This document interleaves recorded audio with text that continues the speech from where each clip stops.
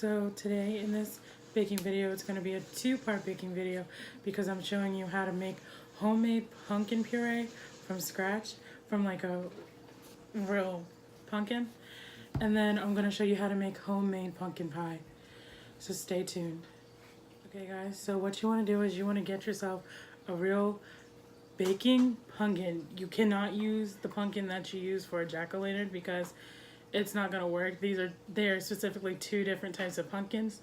I don't really know like the actual term like when they are grown, but I know that whenever I go to like Walmart or I get them from a place called Pfeiffer's Orchards, that's a farm place where I live, and that's where I get the best homegrown pumpkins. So what you want to do, I don't ever do it, but I did it once. But the easiest thing, you want to get this out the way so you can just tear it off. That's just like an easy thing. I know like some people are going to be like, I'm not strong enough to do that.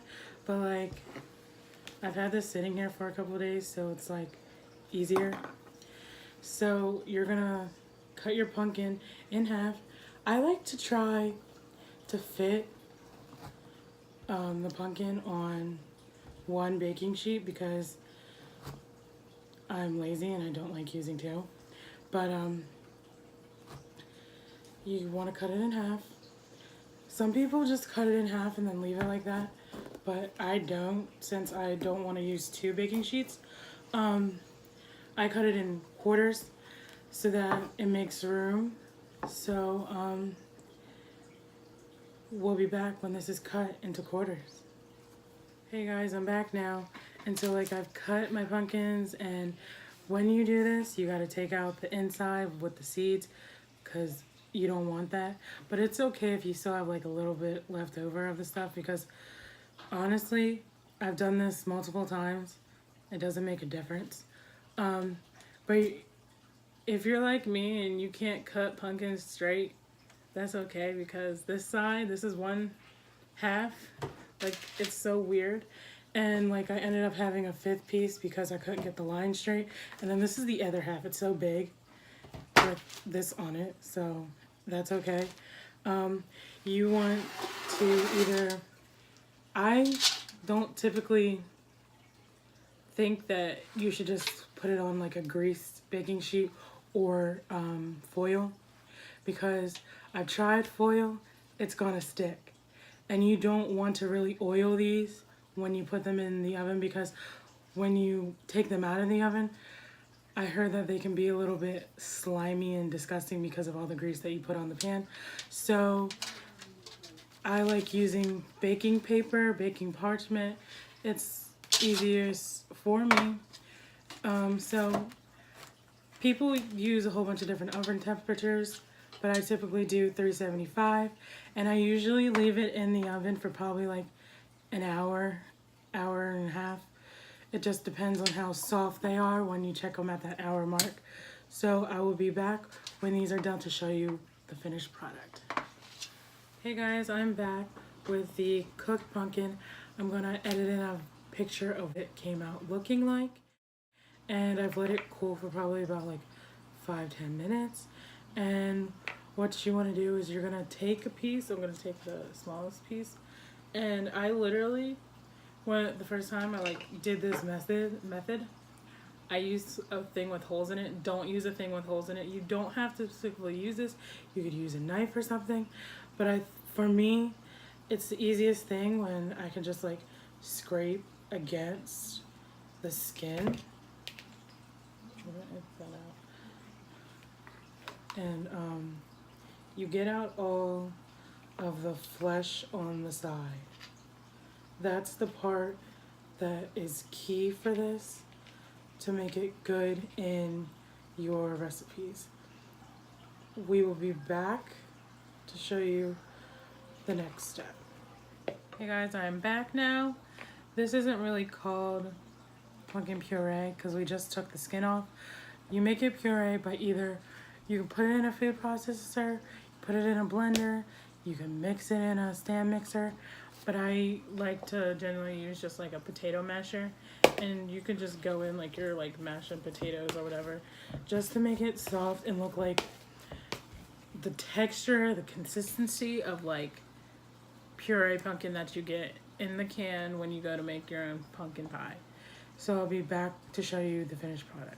Hey guys, I will edit in a video at this time of what this like looks like up close, but as you can see later on is that it's thick like pumpkin puree, but it's not gonna be exactly the same because it's homemade. They use a whole bunch of machinery to put canned pumpkin together, so I like doing it this way because it's like literally so easy and it's more natural, and I like starting to make homemade more natural things because it's better for you when you know what's put in and everything else. But I'll be right back when I start putting the pie together. Okay guys, welcome back. What I have here in this bowl is the pumpkin that we made yesterday. I can honestly tell you, you're not gonna need all of that for these two pies that we are making.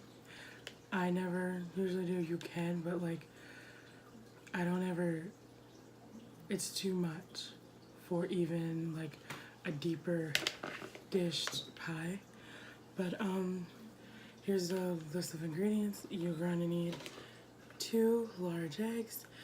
I don't specifically know the exact amount, but I will put it in here and like estimate it once I get it into this bowl. But I have here is a 1.25 cups of granulated sugar, 2 tablespoons of cinnamon. Some people are gonna think that's a excessive amount, but I love cinnamon. And then a tablespoon of pumpkin pie spice. I love pumpkin pie spice.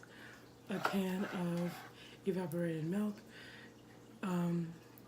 and a teaspoon of vanilla extract.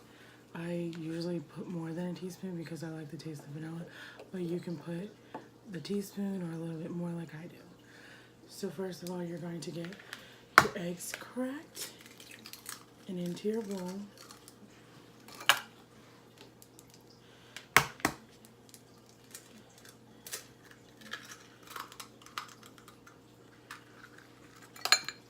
And then you're gonna whisk that together.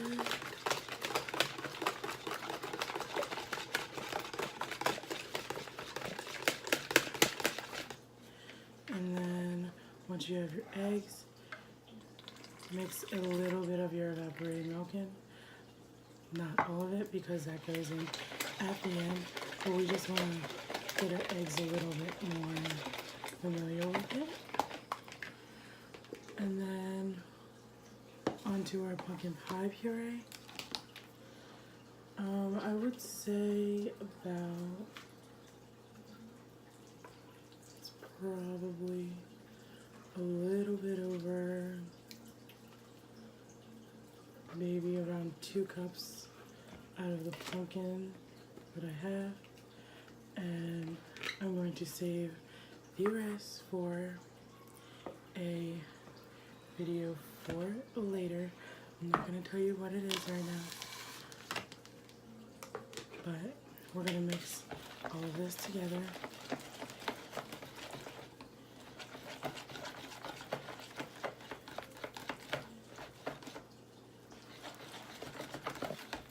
Now when you make things with pure pumpkin, I'm going to show you a feature that scared me the first time I ever made pumpkin pie with homemade pumpkin puree. But it's okay. It's not a strange thing. It's going to happen. Your pie is still going to turn out amazing. Now is the time to add in your vanilla. That's so much more than a teaspoon, but that's okay. And mix that together. And then you're going to add in your sugar, cinnamon, and pumpkin pie spice all at once. And give that a mix. this. Now you're gonna be like, what is that? But it's okay. It's a little strong because I like a lot of seasonings in my pies. And then all that is gonna lighten up with your evaporated milk.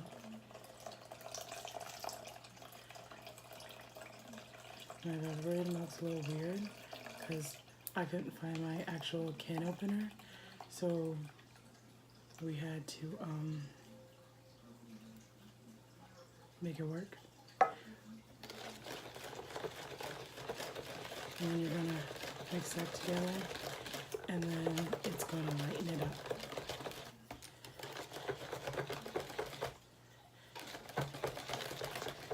And so this is what I mean by the weird stuff that happens. You don't normally get that with can, or at least I never really got that with can, but that's totally fine.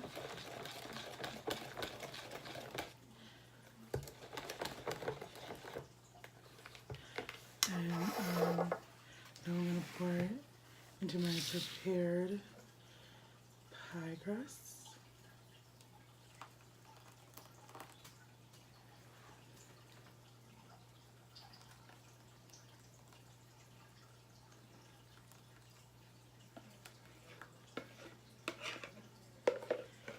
And I forgot to bring it back out, but I like to sprinkle a little bit of cinnamon on it. My mom used to do that when we were younger, so I like to incorporate it in my pie still. So when we come back, I will show you what these are done, what they look like. It'll be amazing. We'll be right back.